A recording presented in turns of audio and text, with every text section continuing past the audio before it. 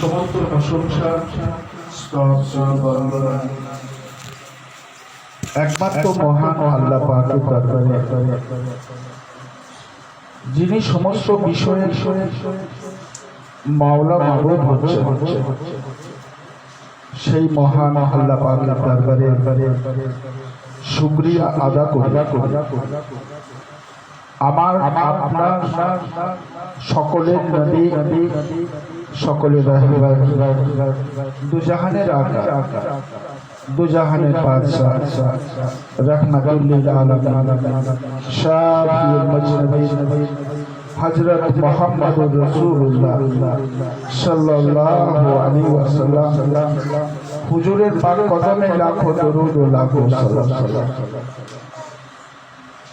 এই মাস রবিউল আউয়ালের মাস। এই মাসে আজ থেকে প্রায় 1450 বছর আগে সারা পৃথিবীর মানুষের দুঃখ দুর্দশাকে দূর করার জন্য, মানবতাকে ফিরিয়ে আনার জন্য,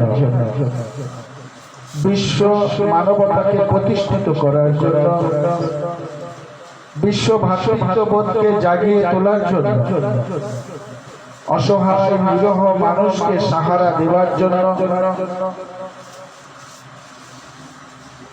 দুঃখী মানুষের সাহারা করার জন্য, কুল মাখলুকাতের আইন ও শান্তি প্রতিষ্ঠিত করার জন্য আমিনা নয়নের মনে কলিজার টুকরা হযরত মুহাম্মদুর রাসূলুল্লাহ সাল্লাল্লাহু আলাইহি ওয়াসাল্লাম এই বিশ্ব ধরনের বুকে আসে। যদি আমার নবী এই দুনিয়ার বুকে না আসে, আল্লাহ পাক রব্বুল আলামিন কোন কায়নাত 18,000 মখলুকাতকে আল্লাহ সৃষ্টি করতে না। আজ আমি আপনি এখানে যে বসে আছি, বা যা কিছু আমরা শুনছি, বা যা কিছু আমরা ইতিহাসের পাতা থেকে পেয়েছি, বা ভৌগোলিক হিসাবে যা আমরা দেখি, এ কোনো কিছুই আল্লাহ সৃষ্টি করতেন না। দয়ার নবী খুশিরা সাদকাতে এই বিশ্ব ধরনী আল্লাহ সৃষ্টি করেছেন। বলুন সুবহানাল্লাহ। আমার ভাই, আমার দোস্তরা, সেই নবী পৃথিবীতে আসলেন। মানুষের মধ্যে যে বিভেদ, মানুষের মধ্যে যে বিভেদ, বর্ণবাদ, সাদা কালোর যে লড়াই, ধনী লোকেদের গরিবের যে অত্যাচার, অনাচার, অবিচার, উৎপীড়ন, উচ্ছৃঙ্খলা,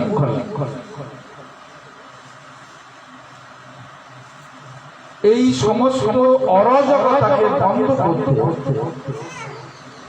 মানুষের মনের শান্তি ফিরিয়ে আনতে, বিশ্বের আইন ব্যবস্থাকে, বিশ্ব মানবতাকে প্রতিষ্ঠিত করতে আমার সরকার মক্কা শরীফে শুভে সাদে 12 রবিউল আউয়াল দুনিয়ার বুকে এলেন। বলুন সুবহানাল্লাহ। যে সময় উনি এলেন, সেই সময়ের মানুষগুলো জানোয়ারের মতো হিংস্র ছিল। নারীর কোনো যেখানে ইজ্জত ছিল না। 100-র মধ্যে 100% বলতে গেলে নারী যেখানে ধর্ষিত হতো, মানুষ যেখানে খুন খারাপি নিত্য প্রয়োজনীয় মতো দ্রব্যের মতো অহরহ ঘটনা ঘটত, অমানসিক আচরণ যখন মানুষের উপর করত, ঠিক সেই যুগে আমার নবী আসলেন। ইতিহাসের পাতায় ওই যুগটা অন্ধকার যুগ বলা হয়েছে। কি যুগ বলা হয়েছে? অন্ধকার যুগ। পৃথিবীর ইতিহাসে এত নোংরামি, এত অত্যাচার, এত অনাচার, এত অবিচার আর দেখা যায়নি। সেই সময় আমার নবী আসছে, সেই সময় রাসূল আসছে, সেই সময় শান্তির দূত আসছে, রাহমাতুল লিল আলামিন আসছে। বলুন সুবহানাল্লাহ। তো দয়ার নবী দু জাহানের আকা একাত্মবাদের উপর প্রতিষ্ঠিত থেকে ধৈর্য আর মহাব্বত দিয়ে ওই জানোয়ার মানুষগুলো মানুষে রূপান্তরিত করলো। ওই জানোয়ার মানুষগুলোকে ফেরেশতায় রূপান্তরিত করে দিল। বলুন সুবহানাল্লাহ। ইতিহাসবিদরা বলেন যে ওই সময় আমরা যা দেখেছি আর দয়াল নবীর আসার পরে মানুষগুলোকে শান্তির এক একজন দূত, এক একজন ফেরেশতা এমন ভাবে তাদের তৈরি করে দিল যে সারা সৌদি, মক্কা, মদিনা বছরও একটা মেয়ে ধর্ষিতা হতো না। বলুন সুবহানাল্লাহ। যেখানে প্রতি মুহূর্তে হচ্ছে, সেখানে বছরে আর হচ্ছে না। চুরি, ডাকাতি, খুন, খারাপি, রাহাজানি, মারপিট, ডাকাতি, হিংসা, অন্যায়, অত্যাচার, অবিচার সব বন্ধ হয়ে গেল। তাহলে শান্তি দূত হয়ে আমার আপনার রাখা বিশ্ব ধরনের বুকে এসে মানুষের মধ্যে শান্তি প্রতিষ্ঠিত করলেন। বলুন সুবহানাল্লাহ। দোজাহানের আকা কোমরে সব সময় একটা তলোয়ারি থাকতো। যেমন পাঞ্জাবিদের দেখবেন ছোট্ট খঞ্জর পাঞ্জাবিদের কাছে সব সময় থাকে। তার মানে এইটা নয় যে খঞ্জরটা আছে বলে, ছোট একটা ছুরি আছে বলে সে যাকে তাকে মেরে প্রয়োজন হলে আত্মরক্ষার জন্য ওটাকে ব্যবহার করা। তো রাসূলের খোদা সাল্লাল্লাহু আলাইহি ওয়াসাল্লাম সব সময় তলোয়ার, একটা ছোট্ট খঞ্জর কাছে থাকতো আর বড় একটা তলোয়ার। ছোট বড় করে বহু যুদ্ধ হয়েছে, কিন্তু দয়ার নবী, প্রেমের ছবি, নূর নবী, জগৎ গুরু, বিশ্ব লিডার, বিশ্ব নেতা, দারিজা হযরত মুহাম্মদুর রাসূলুল্লাহ সাল্লাল্লাহু আলাইহি ওয়াসাল্লামের তলোয়ারি দিয়ে একটাও কিন্তু মুন্ডু কাটা হয় না। বলুন সুবহানাল্লাহ। তলোয়ার ছিল, কিন্তু ওই তলোয়ার দিয়ে কোনো মানুষকে খুন করা হয়নি। হুজুরে আকরাম সাল্লাল্লাহু আলাইহি ওয়াসাল্লামের জামানা শুধু সৌদিতে আপনি ভাববেন না, মক্কা মদিনাতে এই মুসলমানরাই মুসলিম ছিল, ইহুদি ছিল, ঈসাই ছিল, বিভিন্ন ধর্মের মানুষ ছিল, এখনো আছে। আল্লাহর নবীর জামানা বিভিন্ন ধর্মের মানুষ থাকা অবস্থা কেউ কারো উপরে জুলুম অত্যাচার দূরের কথা। আল্লাহর নবী বলেছিলেন সংখ্যা গরিষ্ঠ যারা সৌদি আরবে সংখ্যাগরিষ্ঠ কারা? মুসলিম। তাহলে সংখ্যালঘু কারা? ইহুদি বা নাসারা। আল্লাহর নবী বললেন যারা সংখ্যাগুরু তারা সংখ্যালঘুদের নিরাপত্তার দায়িত্ব নিতে। বলুন সুবহানাল্লাহ। এটাই হলো ইসলাম। কিন্তু আমরা ভুলে গেছি সেই ইতিহাস, আমরা ভুলে গেছি সেই হাদিস, আমরা ভুলে গেছি সেই কিতাব, আমরা ভুলে গেছি সেই নবীকে। চিনতে পেরেছে কিন্তু বিভিন্ন লেখক, বিভিন্ন জ্ঞানী গুণী মানুষ, অন্য ধর্মের মানুষ, যেমন জর্জ বার্নার্ড শ, পৃথিবীর বিখ্যাত একজন ঐতিহাসিক।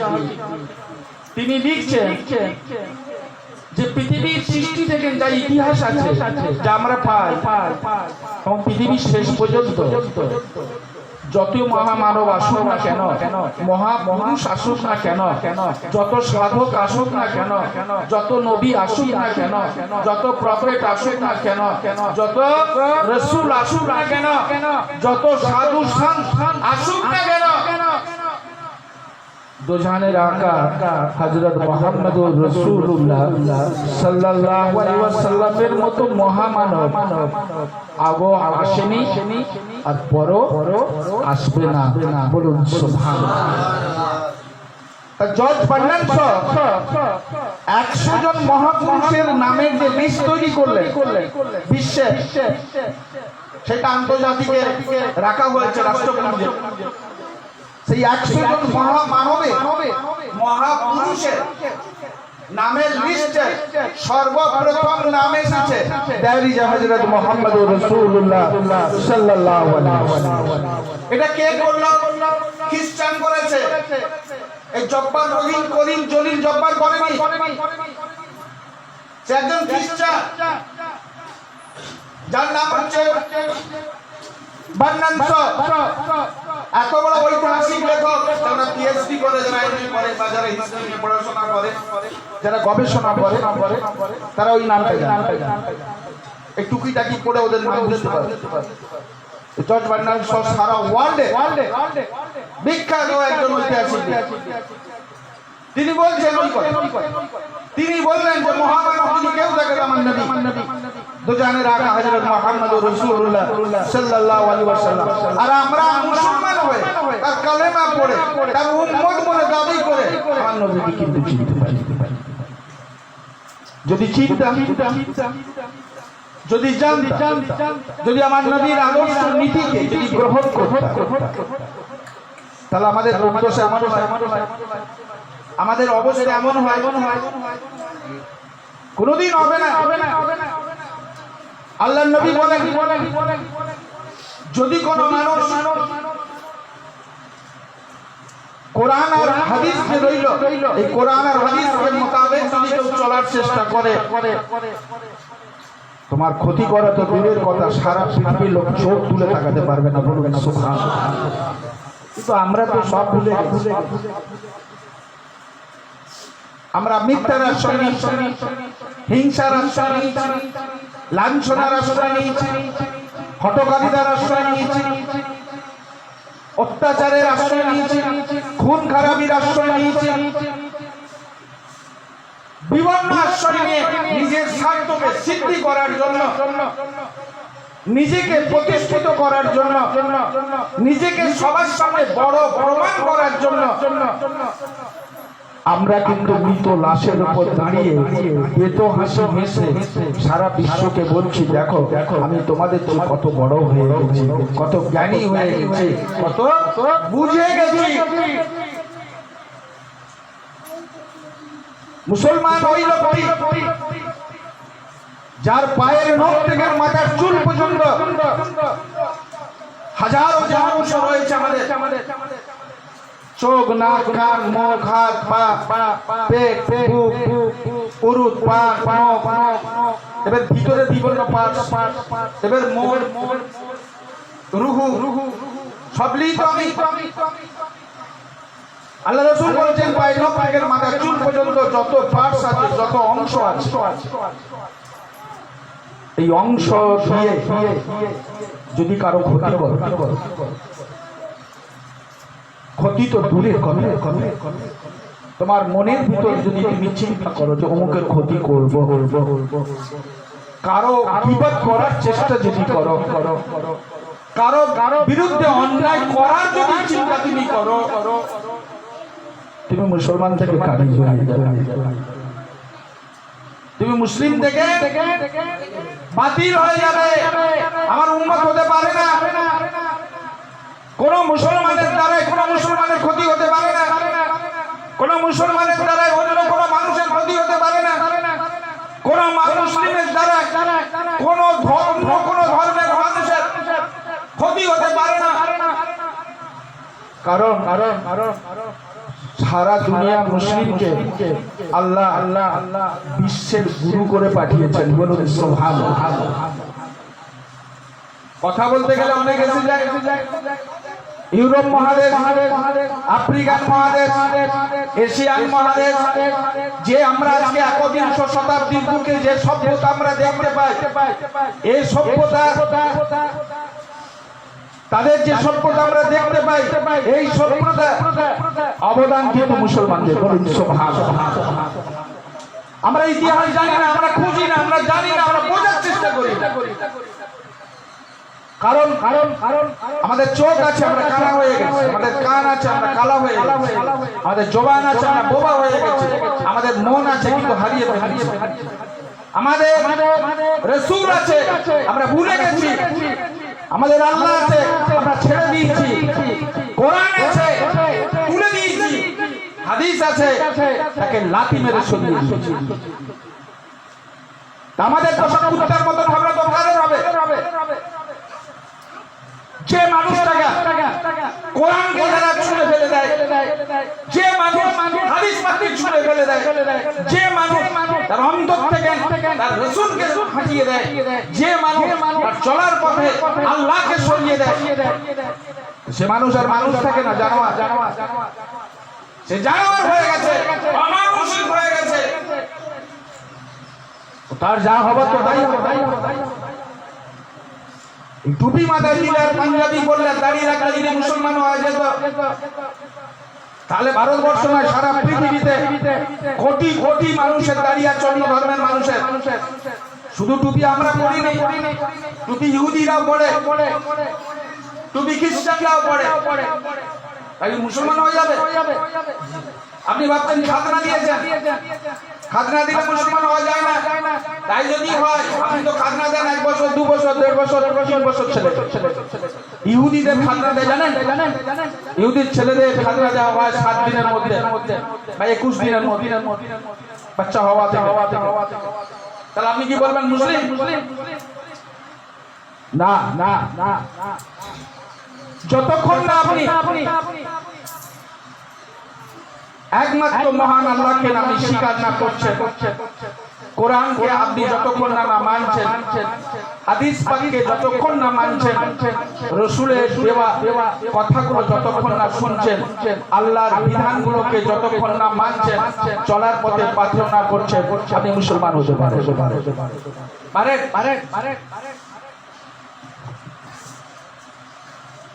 তো দয়ার নবী দুজাহানের আকা, আমি ফিরে আসছি সেই কথায়, সারা বিশ্বের মানুষকে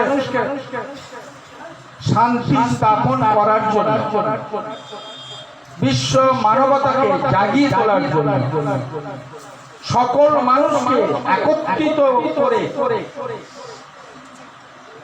সকলকে পথ দেখানোর জন্য আমার নবী, আমার রাসূল দয়ার নবী। এই জন্য একটা হাদিস সময় সংক্ষিপ্ত করে বলি। আল্লাহর নবী আল্লাহ পাক আল্লাহর নবীকে হাবিবুল্লাহ বলেন। এই টাইটেল অন্য কাউকে কোন নবীর বেলা দেওয়া হয়নি। হাবিবুল্লাহ শব্দ অর্থ বন্ধু। হাবিব মানে বন্ধু। আল্লাহ তার নবীকে ডাকছেন, ইয়া হাবিব, আয় আমার বন্ধু। তো দয়ার নবী দুজনে রাখা এত আল্লাহ পাক রব্বুল আলামিন ভালোবাসতেন তার হাবিব যে মেরাজ ফেরেশতা দিয়ে ডেকে, এটা আমরা জানেন, শুনেছো। তো দয়াল নবী মেরাজে যে গেলেন, অনেক ঘটনা, অনেক কথা, সবকিছু মেরাজ পরিদর্শন করে আল্লাহর সঙ্গে দিদার করে আল্লাহর হাবিব ফিরে এলেন। সাহাবারা জিজ্ঞাসা করলেন, ইয়া রাসূলুল্লাহ, আপনি যে মেরাজে গেলেন, কি কি কথা হলো? আল্লাহ বিভিন্ন কথা বললেন, জান্নাতের কথা বললেন, জাহান্নামের কথা বললেন, আযাবের কথা বললেন, লাহে মাহফিলের কথা বললেন, লাহে কালামের কথা বললেন, বিভিন্ন ফেরেশতার কথা বললেন, যাবার সময় বোরাকের কথা বললেন, কি এরকম বিভিন্ন ভাবে বলতে বলতে আল্লাহর নবী একটু চুপ করে এমন সময় ওনার বিশিষ্ট একজন সাহাবা, যার নাম হযরতে আবু বকর সিদ্দিক রাদিয়াল্লাহু তাআলা আনহু, উনি জিজ্ঞাসা করলেন, ইয়া রাসূলুল্লাহ, আপনি যতদূর বললেন ওইটাই কি শেষ না আরো কিছু কথা? যদি বলেন। দয়ার নবী বললেন, আবু বকর, আমি যা বলেছি এটাই যথেষ্ট, আর এমন কিছু কথা আছে যে কথাগুলো বলা যাবে। আল্লাহ নবী বলার পর কোন সাহাবার কোন প্রশ্ন করলেন না। দয়ার নবী মসজিদ থেকে নামাজ পড়ে ঘরে চলে গেলেন। হযরত আবু বকর সিদ্দিক রাদিয়াল্লাহু তাআলা আনহু হযরতে মা আয়েশা সিদ্দিকা রাদিয়াল্লাহু তাআলা ওনার সঙ্গে বিয়ে হয়েছিল কার? আল্লাহ রাসূল দ্বিতীয়, তার নাম কি? হযরতে মা আয়েশা সিদ্দিকা রাদিয়াল্লাহু তাআলা আনহা। মা আয়েশা সিদ্দিকা রাদিয়াল্লাহু তাআলা আনহা সাথে ওনার আব্বা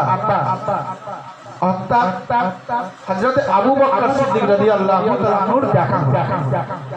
হযরত আবু বকর সিদ্দিক রাদিয়াল্লাহু তাআলা আনহু বললেন, মা আয়েশা, তোমার সঙ্গে কথা। আয়েশা বললেন, বলুন। আবু বকর বললেন যে দয়াল নবী দুজাহানের আকা মেরাজে গেলেন, আল্লাহর সঙ্গে দিদার করলেন, অনেক কিছু নাকি কথাবার্তা হয়েছে। আমাদের মসজিদে বসে সব কিছু উনি শোনালেন, মসজিদে বসে শুনে আনলেন এই ঘটনা, সমস্ত ঘটনা আমরা শুনেছি, কিন্তু কিছু কথা উনি বললেন বলা যায়। তো বড় কৌতূহল, বড় মনে প্রশ্ন জাগে যে কি এমন কথা যে কথাগুলো আমার নবী বললেন। হয়তো অনেক ইম্পর্টেন্ট কথা থাকতে পারে কি না? তাই আমি তোমাকে একটা কথা বলবো, তুমি সরকারের মন যেদিন ভালো দেখবে, যখন ভালো বুঝবে, সরকারকে প্রশ্ন করো, জিজ্ঞাসা করো যে সরকার, আপনি মসজিদে যে বক্তব্য দিয়েছেন মেরাজের সম্বন্ধে, আমিও শুনেছি বা সাহাবারাও শুনেছে, জেনেছে, কিন্তু কিছু এমন কথা আছে যেগুলো আপনি বলেন। যদি দয়া করে তার মধ্যে একটা কথা অন্তত যদি শোনা তাহলে মনটা আমাদের ভালো বল। আচ্ছা বাবু, জিজ্ঞাসা অবশ্যই। মা আয়েশা কি করলেন, একদিন দেখেন যে দয়াল নবী খুশি, মনটা খুব খুশি। মা আয়েশা সিদ্দিকা রাদিয়াল্লাহু তাআলা আনহা বলে, ইয়া রাসূলুল্লাহ, হাবিবাল্লাহ, আমি কি একটা কথা আপনাকে জিজ্ঞাসা করব?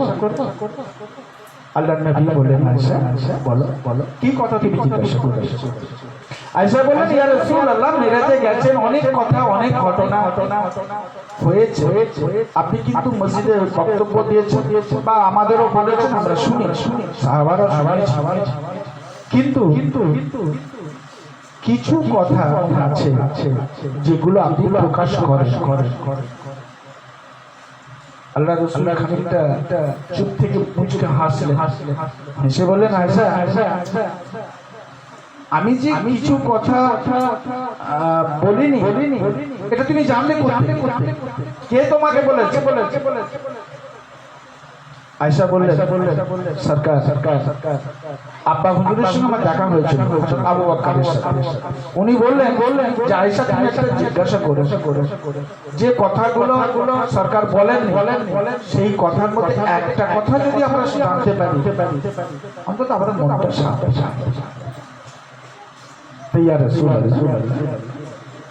যে কথাগুলো আপনি বলেন যে কথাগুলো গোপনীয় সেই কথা আমি জানতে চাই না অন্তত একটা কথা আপনি বলুন আমার মনটা শান্তি হয়ে যাবে। আল্লাহর নবী বললেন আয়েশা যত গোপন কথা আছে সেই গোপন কথার মধ্যে একটা কথা তোমাকে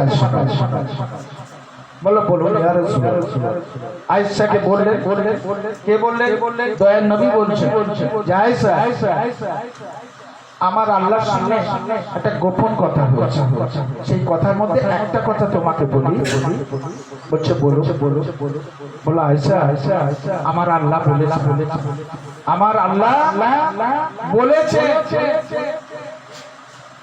যে কোন ব্যথা পাওয়া মানুষ দুঃখী মানুষ কারো হৃদয়ে ব্যথা পাওয়া মানুষ দুঃখী মানুষের যদি তুমি তোমার দ্বারাই যদি তার মনকে খুশি করতে পারো, তার টুটা ফাটা হৃদয়কে টুটা ফাটা মনকে যদি তুমি জোড়া লাগিয়ে দিতে পারো, খুশি করিয়ে দিতে পারো, আল্লাহ কিচ্ছু দেখবে না, অবশেষে জান্নাতি হয়ে যাবে। বলুন সুবহানাল্লাহ। কি বললেন? যার দিল টুটা ফাটা হয়ে গেছে, যার অন্তর ক্ষতবিক্ষত হয়ে গেছে, সেই ক্ষতবিক্ষত দিলকে তোমার দ্বারায়, তোমার কথার দ্বারায়, তোমার ভাবনায়, তোমার চিন্তায়, তোমার সাহায্যে যদি টুটা ফাটা দিলটাকে অন্তরটাকে তুমি জোড়া লাগিয়ে দিতে পারো, শান্তি করে দিতে পারো, আর মনে যদি শান্তি আনিয়ে দিতে পারো, আল্লাহ তোমাকে শান্তি দেবে। বলুন সুবহানাল্লাহ। আর আমার আল্লাহ বলে যে তার জন্য খাস করে জান্নাত তো ফেরেশতাদের দিয়ে আমি তৈরি করেছি, কিন্তু আমার ওই বান্দা যে বান্দা ওই টুটা ফাটা দিলকে জোড়া লাগিয়ে দিয়েছে, শান্তি দিয়েছে, তার জন্য আমি আল্লাহ খাস করে আমি নিজে হাতে তার জন্য জান্নাতকে তৈরি করব। বলুন সুবহানাল্লাহ। মা আয়েশা খুশি হয়ে গেলেন। কিছুক্ষণ পরে মা আয়েশা ছুটে ছুটে যাচ্ছেন কোথায়? আব্বা হুজুরের ঘরে, অর্থাৎ আবু বকর সিদ্দিকের ঘরে। আবু বকর সিদ্দিক রাদিয়াল্লাহু তাআলা আনহুর সঙ্গে দেখা। হযরত আবু বকর সিদ্দিক রাদিয়াল্লাহু তাআলা জিজ্ঞাসা করলেন, আয়েশা তোমাকে এত খুশি লাগছে? আব্বাজি আজ আপনার জামাতা দুজাহানের আকা হযরত মুহাম্মদুর রাসূলুল্লাহ সাল্লাল্লাহু আলাইহি ওয়াসাল্লামকে আপনার কথা মতো আমি প্রশ্ন করেছিলাম, সরকার একটা প্রশ্নের উত্তর দিয়েছেন, বলেছেন কি বলেছেন? আব্বা সরকার এই কথা বলেছেন, এই ক্ষতবিক্ষত যার হৃদয়কে কোন মানুষ যদি যে কোনো ভাবে যে ক্ষতবিক্ষত হৃদয়টাকে যদি শান্তি দিতে পারে, আমি আল্লাহ তাকে শান্তি দেবো। বলুন সুবহানাল্লাহ। হযরত আবু বকর সিদ্দিক রাদিয়াল্লাহু তাআলা শুনলেন আর জমিনের মধ্যে পড়ে গিয়ে ছটফট করতে লাগলেন। মা আয়েশা তো অবাক হয়ে গেলেন। আমি তো খুশির খবর, এই খবর শুনে আব্বা হুজুর পড়ে গেলেন, পানি টানি দিলেন। এমন সময় হযরত আবু বকর সিদ্দিক চোখ ভরা পানি নিয়ে, সমস্ত জামা কাপড় ভিজে গেছে, কাঁদতে কাঁদতে বলে, মা তুমি কি শোনালে আমাকে? কেন আব্বা, এ তো খুশির খবর। আবু বকর বললেন, এর মধ্যে যতটা খুশি আছে তার যত বেশি খাতিও আছে। কি খাতি? হযরত আবু বকর সিদ্দিক রাদিয়াল্লাহু তাআলা বললেন, কোন মানুষ যদি কোন মানুষের টুটা ফাটা দিকটাকে যদি শান্তি দিতে পারে, আল্লাহ তার জন্য শান্তি দেবে, এটা বেশক। আমার নবী যখন বলেছে, সরকার যখন বলেছে, এটা বেশক। কোন মানুষের দ্বারা কোন মানুষের অন্তরটাকে যদি আঘাত করে দেয়, ক্ষত বিক্ষত হয়ে যায়, বেশক সে যত বড় ইবাদতকারী হোক না কেন জাহান্নামী হয়ে যাবে। এর উল্টোটাও হবে। বলুন সুবহানাল্লাহ। না বুঝতে পারছেন না? এই জ্ঞানী মানুষের সঙ্গে আমাদের এই তফাৎটা দেখুন। হযরত আবু বকর সিদ্দিক শোনার সাথে সাথে পাগলের মতো হয়ে গেলেন। আয়েশা বলেন, আব্বা তুমি আমার থামছো কেন? বলল, মা যতদিন এই কথাটা শুনেছিলেন না ততদিন ঠিক ছিল। আজ থেকে না আবু বকর প্রতিটা পাপ ফেলতে হবে হিসাব করে। যদি আমার ওই পাপ ফেলা যদি কারো কষ্ট হয়ে যায়, কারো দিলে আঘাত হয়ে যায়, কারো দিল যদি চুর হয়ে যায়, কারো হৃদয়টা যদি চুর হয়ে যায়, তাহলে আবু বকর যত বড়ই সাহাবা হোক না কেন জাহান্নামী হয়ে যাবে। না বুঝতে পারলেন না? তো আপনি আমি এই এত দামি কথাটা শুনো আমরা কিন্তু আমার হৃদয় কাঁপে ওঠে। আমাদের এই হৃদয়টা একবারও কাঁপেনি, আমাদের মনটা এতটুকু বলে যায়নি। আরেকটা কথা বলি, সময় হয়ে গেছে, শুধু এই কথাটা বলি শেষ করে দেবো। হযরতে খাজা মাইনুদ্দিন চিশতি রহমাতুল্লাহ, নাম শুনেছেন? হিন্দেল ওলিয়াতে রাসূল খাজা মাইনুদ্দিন চিশতি রহমাতুল্লাহ আলাইহি রোজার মাস সরকার রোজা রেখেছে। এমন সময় একজন আশিক, মানে রমজানের রোজা, অন্য মাসে যে সমস্ত রোজা রেখেছে, আর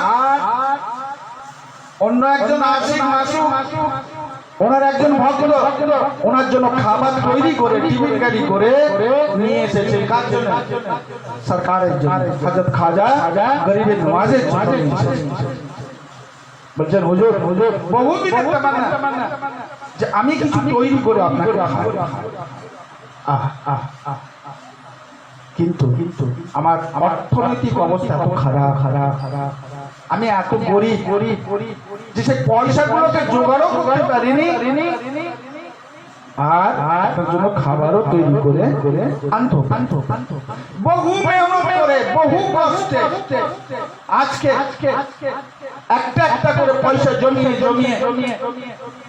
আমি খাবার কিনে নিয়েছি, এবং সেই খাবারটা নিজে হাতে পাক শাক ভাবে তৈরি করি আমি নিয়ে এসেছি সরকার। আপনি যদি খান, আমার মনটা শান্তি হয়ে যাবে, আমার দিলটা শান্তি হয়ে যাবে। গরিবে নওয়াজের কাছে যখন ওই খাবারটা নিয়ে এলেন, গরিবে নওয়াজ খানিকটা চুপ হয়ে যায়, খানিকটা মুচকে হেসে বললেন, খাবারটা নিলেন, সবার সামনে বসে খাওয়া শুরু করলেন। ওনার যে খাদেম ওনাকে যে দেখাশোনা করে, তারা ছুটে এসে বলে, রুকে যান, মুখে দেবেন না। কাছে বলুন, কেন? বললেন, সরকার আপনি ভুলে গেছেন, আপনি ভুলে গেছেন, আপনি তো ফজরের নামাজ পড়ে তার আগে তুমি রোজা রাখেন, আমাদের সাহেরি খেলে, আমরাও রোজা রেখেছি, আপনিও রোজা রেখেছেন, সাহেরি খেয়েছেন, আপনি রোজা অবস্থায় আছেন, আর আপনি খেয়ে নিচ্ছেন। হযরতে খাজা মাইনুদ্দিন চিশতি রহমাতুল্লাহ বললেন, বাবা আমি জেনে শুনি আমি রোজা যে রেখেছি এটাও জানি, আর রোজা রেখে তারপর যে খাচ্ছি এটা আমি জেনে শুনি খাচ্ছি। বললো, হুজুর তাহলে মশলা কি হবে? আপনি তো রোজা রেখে আপনি খাচ্ছেন। খাজা মাইনুদ্দিন চিশতি রহমাতুল্লাহ বললেন, দেখো রোজা, এই নফল রোজা যদি আমাদের ভেঙে ফেললাম, এর জন্য কাফারা দিতে হবে। এর জন্য কি দিতে হবে? কাফারা দিতে হবে। তো রোজা যদি ভেঙে ফেলা হয়, কাফারা দিলে আল্লাহ মাফ করে দেবে। কয়েক বছর ধরে ও বেচারি আমাকে খাওয়াবে বলে মনে প্রাণে কষ্ট করে মেহনত করে একটা একটা পয়সা জমিয়ে খাবার তৈরি করে বড় আশা নিয়ে আজ আমার কাছে এসেছে, যদি এটাকে ফিরিয়ে দিই দিনটা দুঃখে যাবে। ওর কাপড়া কিন্তু আর হবে না, ওর কাপড়া নেই। দিল দুঃখী দিলে কোনো কাপড়া দিলে আল্লাহ মাফ করবে না। কিন্তু ওই নফল রোজাটা যদি আমি ছেড়ে দিই, কাপড়া দিলে আল্লাহ হয়তো মাফ করে দিতে পারে মশলায়। তাই ওর মনটাকে ওর দিলটাকে আমি দুঃখাতে চাই। তাহলে খাজা মঈনুদ্দিন রহমাতুল্লাহ সেই রাসূল করিম সাল্লাল্লাহু আলাইহি ওয়াসাল্লামের কথা অনুযায়ী, হাদিস পাকের কথা অনুযায়ী একই পর্যায়ে চলে এলো। আমার সরকার শুয়ে আছে, যার নাম হলো আশেকে রাসূল মাস্তানে আব্দুল হামিদ আলী খান রাহমাতুল্লাহ আলাইহি। তিনি সোমবার দিনে পর্দা নিয়েছেন, রবিবার অর্থাৎ সোমবারের আগের যে দিন রবিবার, ওই ঘরে খানগায় বসে বসে আমরা অনেকজন ছিলাম, প্রায় 12-14 জন ছিল। এই 12-14 জন সবার সামনে বললেন যে রফিক একটা কথা বলে যা, জেনে রেখো তোমরা আমার লুৎফা থেকে তৈরি। লুৎফা থেকে তৈরি মানে জিসম থেকে তৈরি, তোমরা আমার সন্তান। আর যারা আমার হাতে হাত দিয়ে মুরিদ হয়েছে, শিষ্যত্ব গ্রহণ করেছে, তারাও আমার সন্তান। একে রুহানি সন্তান বলা হয়, আর একে জিসমি সন্তান বলা হয়। তো এই যে তুমি আমার সন্তান, তারাও আমার সন্তান। এই দরবারে কোন আমার সন্তান, কোন রুহানি সন্তান, কোন মানুষ এসে যদি কষ্ট পায় তোমার দ্বারা, তাহলে ওই কষ্টটা তুমি দাওনি, আমাকে দেওয়া। যদি তুমি তোমার কথায়, তোমার চিন্তায়, তোমার ভাবনায় তুমি তাকে যদি ভালোবাসতে পারো, যদি কিছু নাও থাকে তোমার ঘরে, অন্তত পথ থেকে এক গ্লাস পানি দিও তাকে এইটুকু কথা দ্বারায় আরো এক গ্লাস পানি দিয়ে তাকে শান্তি। তাহলে জেনে রেখো, তাকে তুমি শান্তি দিলে না, ওটা আমাকে শান্তি দেওয়া হলো। আমাকে দিলে না, আমার সরকারকে, তো জানার আকাকে শান্তি দিলে, আর ওকে শান্তি না, ও আল্লাহকে শান্তি দিলে। বলুন একই পদ্ধতিতে সব। তাহলে এ থেকে আমরা বুঝতে পারলাম যে ইসলাম সারা বিশ্বের কোন মানুষের ক্ষতি করার জন্য আসেনি, বরং সারা বিশ্বের মানুষের কল্যাণের জন্য এসেছে। কিন্তু আমাদের আমাদের চাল চলন, আমাদের নীতির জন্য। আর সারা বিশ্ব আমাদের লাথি মারছে, সারা বিশ্ব লাথি মারছে। আমরা এমন মুসলমান যে এক কাপ চা খেয়ে দিলে বিচারি দ্বিগুণী হয়। আমরা এমন মুসলিম, আধ হাত জায়গা কি করে মেরে নেবো গায়ে জোর দেখলে সেই নিয়ে আমরা ব্যস্ত। আমরা এমন যে 200-100 টাকা আমরা পকেটে গুঁজে দিলে আপনি তার ব্যাপারে চলে যান। 5 কেজি গম দিলে সেই পার্টির ঠান্ডা দিয়ে সারা জীবন। তাহলে আপনার অস্তিত্ব বলে কোনো জিনিস নেই, ইমান বলে কোনো জিনিস নেই। আপনি ফুটবল হয়ে গেছেন, আপনার লাথি খাওয়া ভাগ্য হয়ে গেছে, আপনাকে লাথি খেতে হবে। আপনি ঘরেও লাথি খাবেন, আপনি সমাজেও লাথি খাবেন, আপনি বাইরেও লাথি খাবেন, সারা বিশ্বে যেখানে যাবেন সেইখানে লাথি খাবেন। কারো বাবার ক্ষমতা নেই আপনাকে ধরতে পারে, কারণ আপনি আল্লাহর রাস্তা থেকে সরে এসেছেন। শাহরুখ খানের নাম শুনেছেন, সালমান খানের নাম শুনেছেন, আমির খানের নাম শুনেছেন।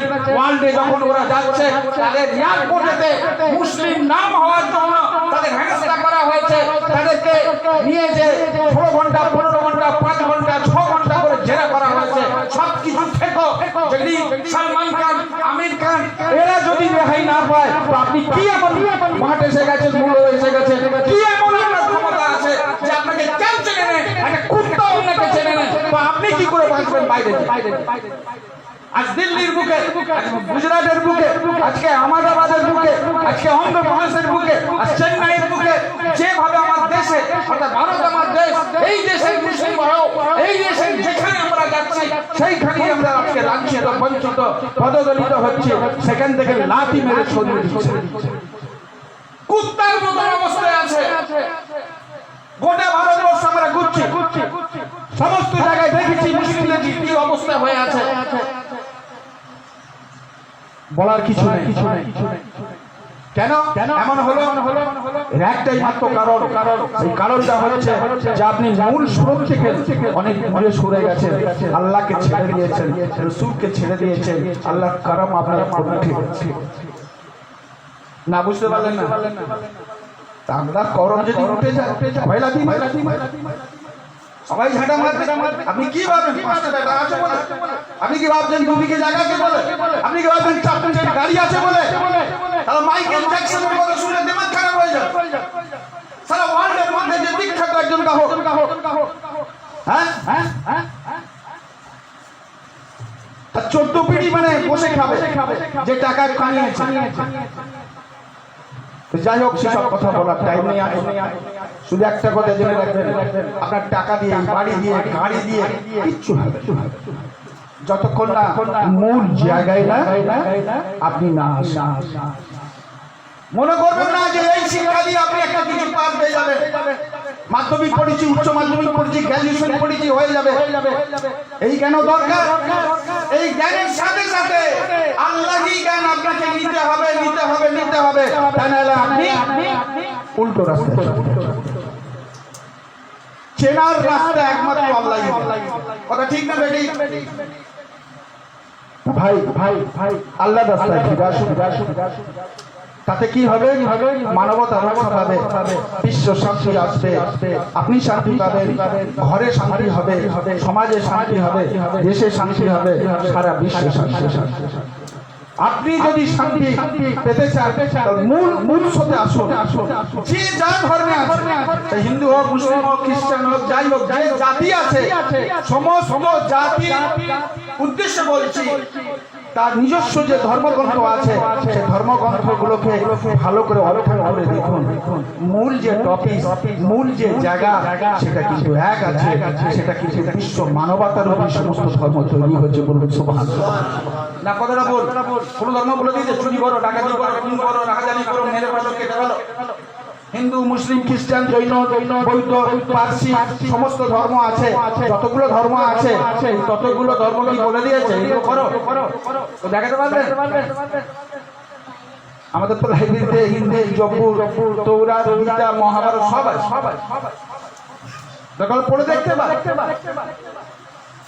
আর কি নিজে হাদিসের মলাটটা দেখলেন না, কোরআনের পাতাটা দেখলেন না, কোরআনে উল্টে দেখলেন না, হ্যাঁ, ভালো লোকের সঙ্গ থেকে গেলেন না, ভালো জায়গায় বসলেন না। আপনার জায়গা হয়ে গেছে চাখানা, আপনার জায়গা হয়ে গেছে পার্টি অফিস, আপনার জায়গা হয়ে গেছে আনপাড় লোকের সাথে, আপনার হাসনও আমি আনপাড় লোকের সাথে। কেউ রুখতে পারবে না। যার সঙ্গে আপনি চলবেন তার সঙ্গেই হাসন।